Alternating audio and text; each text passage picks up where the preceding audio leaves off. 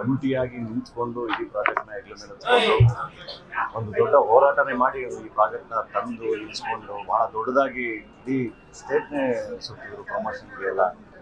So ಈ ಸಿನಿಮಾದ ಜರ್ನಿನೇ ಭಾಳ ಕಷ್ಟ ಇತ್ತು. ಅದನ್ನು ಅದ್ಭುತವಾಗಿ ನಿಭಾಯಿಸ್ಕೊಂಡು ಇವತ್ತು ಇನ್ನೊಂದು ಖುಷಿ ವಿಚಾರ ಏನು ಅಂದರೆ ಅದನ್ನು ತಮಿಳಲ್ಲಿ ತೆಲುಗುವಲ್ಲೂ ಬಹಳ ಯೂಸ್ ಆಗಿ ಸಿನಿಮಾನ ರಿಲೀಸ್ ಮಾಡಿದ್ದಾರೆ ರೈಜಾ ಅಶೋಕ.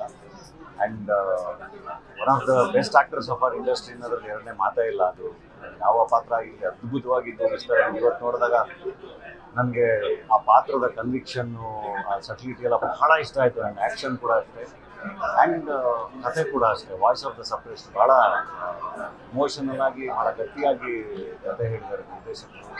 ಆ್ಯಂಡ್ ಸಪ್ತಮಿಯವ್ರ ಪರ್ಫಾರ್ಮೆನ್ಸ್ ಇರಲಿ, ಸಂಪತ್ ಅವರು ಮತ್ತು ಎಲ್ಲ ಕಲಾವಿದರು ಭಾಳ ನ್ಯಾಚುರಲ್ ಆಗಿ, ರಿಯಲಿಸ್ಟಿಕ್ ಆಗಿ ಆ್ಯಂಡ್ ಒಂದು ಭಾಳ ಮಾಸ್ ಆಗಿ ಕಾಣಿಸ್ಕೊಂಡ್ರೆ ಖುಷಿ. ಆ್ಯಕ್ಷನ್ ಅಂತೂ ಭಾಳ ಚೆನ್ನಾಗಿದೆ. And overall it's A very good experience. ಭಾಳ ಖುಷಿ ಆಯಿತು. ರೈಸ್ ಆಫ್ ಅಶೋಕ ಭಾಳ ಚೆನ್ನಾಗಿ ಆಗಲಿ, ಚೆನ್ನಾಗಿ ಆಗುತ್ತೆ.